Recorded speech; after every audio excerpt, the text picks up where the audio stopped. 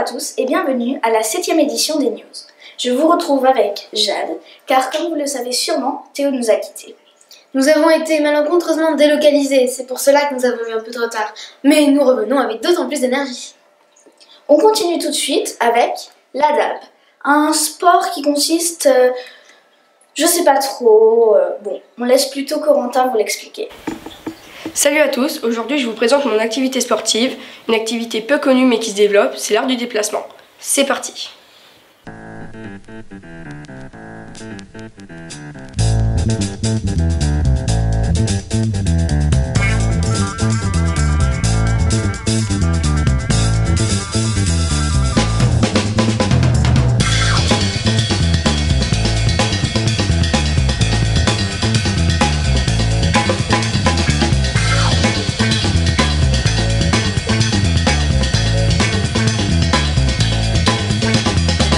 L'art du déplacement ou parcours est une technique usant des obstacles de rue pour se déplacer et faire des acrobaties.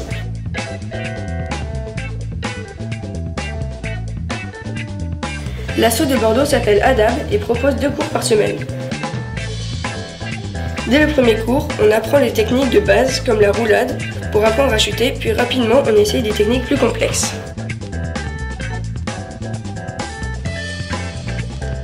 Bien sûr, ce sport présente certains risques, mais des professeurs compétents sont là pour nous encadrer.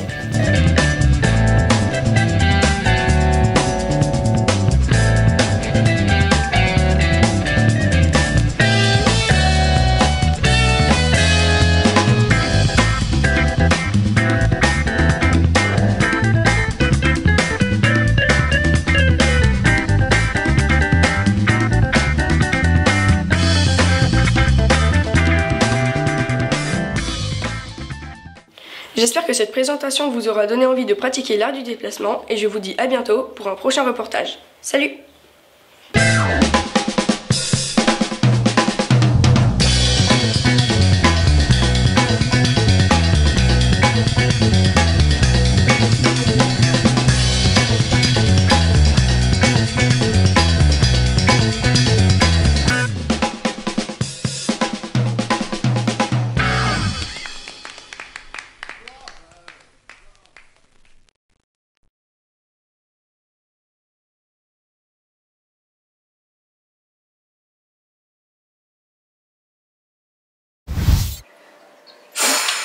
Franchement, il n'y a aucune information valable dans ce truc. C'est normal, Blanche, tu lis une BD. Je connais plutôt une rubrique qui te donnerait toutes les infos nécessaires. C'est parti pour la rubrique People ou pas d'Alexis et Caris.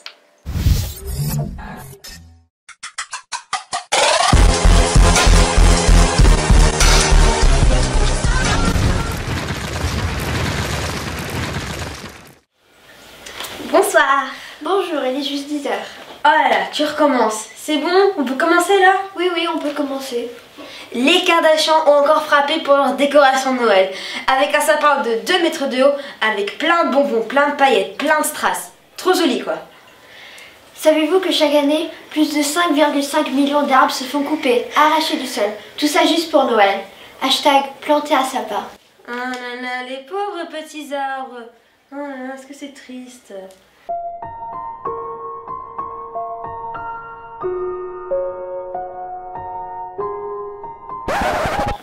Maintenant, on passe au top 3 des vidéos des youtubeurs anglophones. Et pourquoi pas les Français? Ils sont un peu en dessous. Oui, ok, oui. En numéro 3, c'est Nicky et Gabi avec leur morning routine de Noël, avec plus de 1 million de vues. C'est bien. En numéro 2, c'est Rosie Hawaii avec son crash-tête de la nourriture anglaise, avec 3 millions de vues. Et celle qui domine le YouTube anglais, c'est Zoella avec son haul de Noël, qui a fait de plus de 5 millions de vues. C'est énorme. Maintenant, tu vas me dire que les écrans font du mal à nos pauvres petits yeux. En fait, non. D'après une recherche scientifique, les écrans ne font pas mal aux yeux, ils les fatiguent juste. Ah d'accord. Donc, merci d'avoir regardé. Au revoir. Au revoir.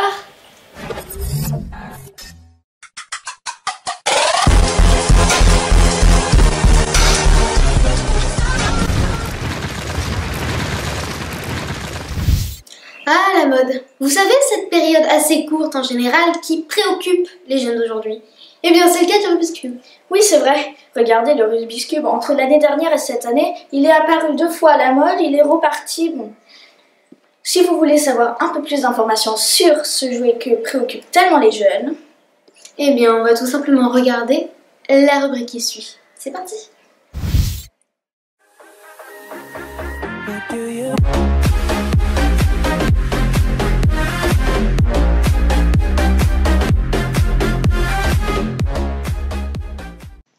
Donc dans cette vidéo, on va parler du Rubik's Cube, donc c'est parti! Le Rubik's Cube a été créé en 1974 par Erno Rubix, qui lui-même a pris près de 1 mois à réaliser son propre casse-tête. Sinon, le 3x3 comporte près de 43 trillions de possibilités. Voilà, comme ça, c'est fait. Le premier livre avec la méthode complète pour réaliser le Rubik's Cube, qui a été édité par un étudiant britannique de 12 ans, nommé You Can Do the Cube, a été vendu entièrement dans le monde à près de 1,5 million d'exemplaires. Pas mal pour un enfant de 12 ans. Pour ce qui est des records, c'est Lucas Heter qui détient le record au 3x3 avec un joli 4 secondes 95.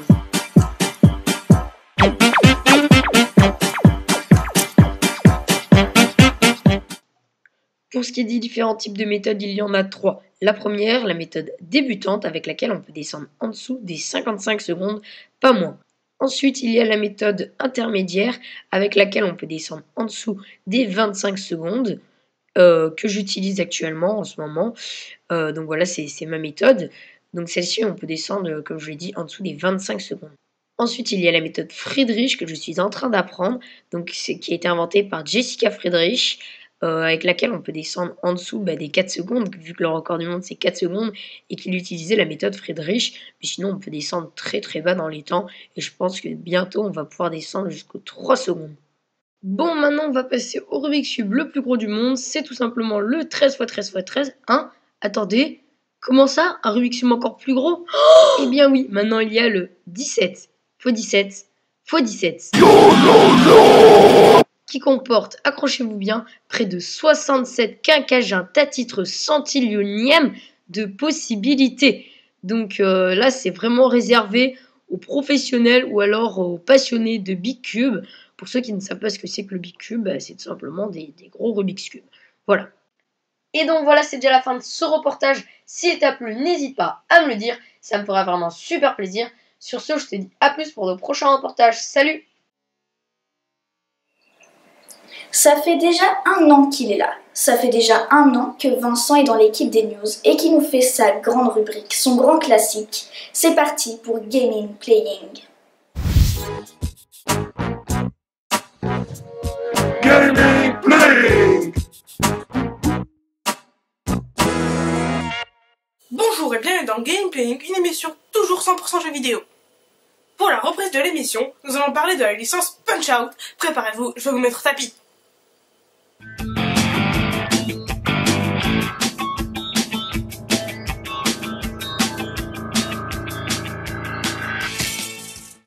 Pour l'histoire, vous incarnez Little Mac, un jeune homme de 17 ans qui veut battre tous les champions de tous les circuits, à savoir circuit mineur, majeur et mondial. You really sure? 3 losses and you call it quits?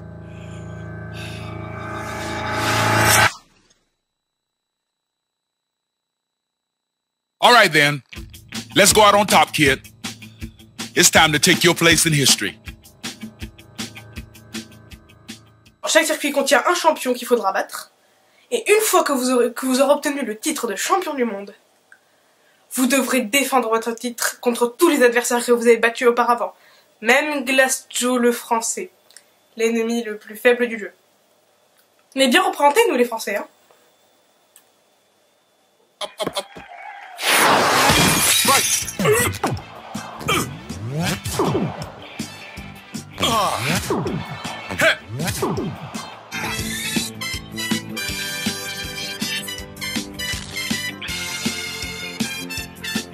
La licence Punch-Out a sorti des dizaines de jeux, mais je ne parlais que du commencement ou des plus grands succès. Tout d'abord, en 1983, sur arcade, le tout premier jeu.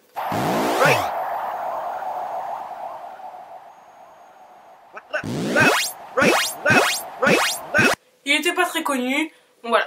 Le vrai grand succès était en 1995 avec le jeu Super Punch-Out. Ça a été un grand succès sur Super NES.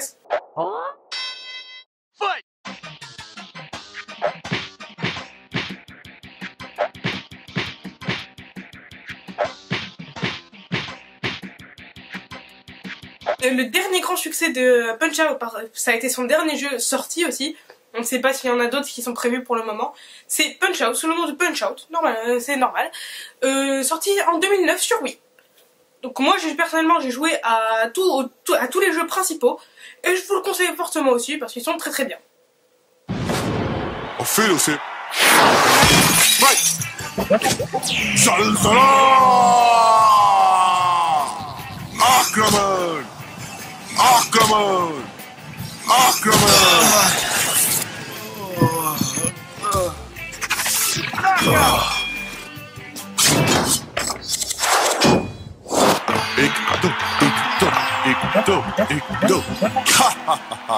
C'est la fin de l'émission. Mais qui dit fin de l'émission dit la note finale.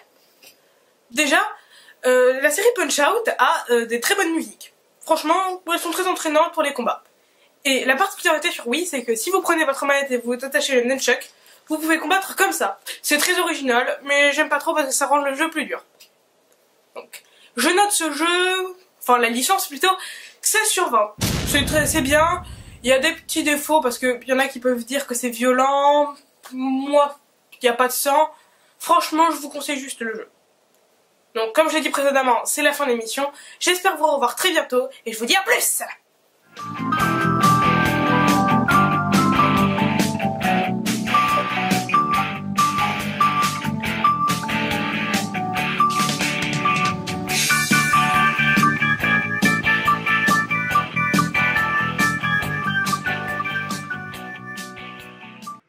Game over.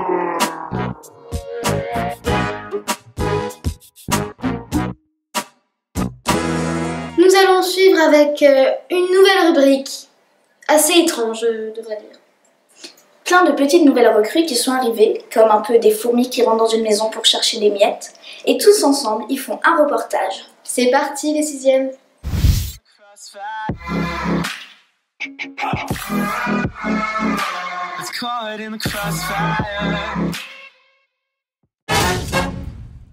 Alors mesdemoiselles, maintenant vous pouvez apprécier ce magnifique tableau d'un des grands maîtres de la Renaissance italienne, Piero della Francesca. J'espère que vous appréciez ce chef-d'œuvre.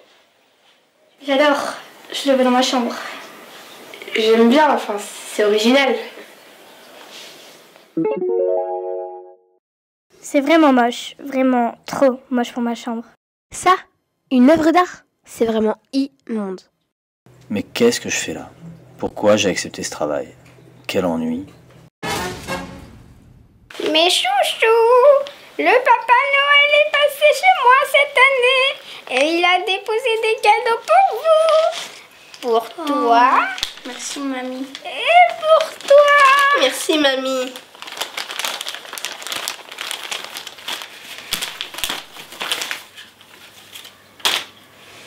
Oh, un dictionnaire. En plus de 2007. C'est mes copains qui vont être jaloux, hein. Merci, mamie.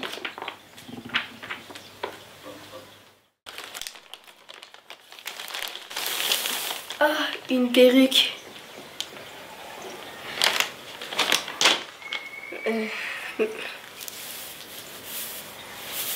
Merci, mamie. J'avais plus de cheveux. Un dictionnaire. Encore. Je me tape tout le temps la même chose. Une perruque. Elle est vraiment cinglée, ma grand-mère.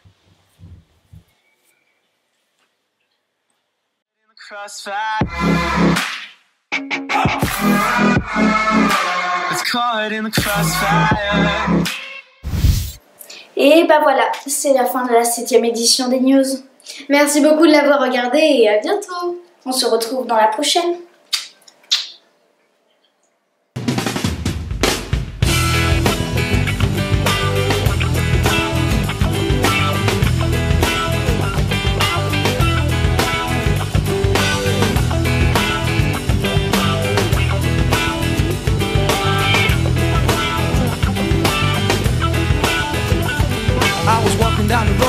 need to score. You look real cute, what you waiting for? It took me just a couple of hours, but then we got home, showered in flowers, she said. You're looking at me, you ain't that fair. Thinking about a piece that we could have had.